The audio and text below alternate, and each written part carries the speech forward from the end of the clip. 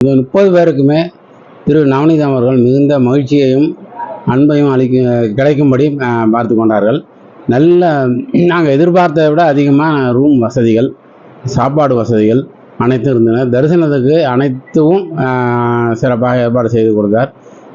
மக்களின் கோரிக்கைக்கு முகம் சுளிக்காமல் திரித்த மோதிரன் சொன்னார். நிறைய ஏற்பாடு பண்ணினா நிறைய டூர்லாம் போயிருக்கேன்.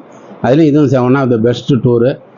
நவநீதம் அவர்கள் ஒரு அதிகாரியாக, அரசு துறையில் அதிகாரியாக இருந்து தனது அனுபவம், அதுவும் டூரிசத்தில் அதிகாரியாக இருந்து தனது அனுபவம் அனைத்தையும் இதில் காட்டியுள்ளார்.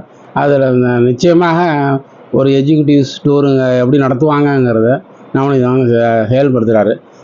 அது இயற்கையாகவே வரும். ஏன்னா அந்த ஃபீல்டில் இருந்து இவர் வந்ததுனால இயற்கையாகவே அவருக்கு அந்த இது வந்திருக்கு.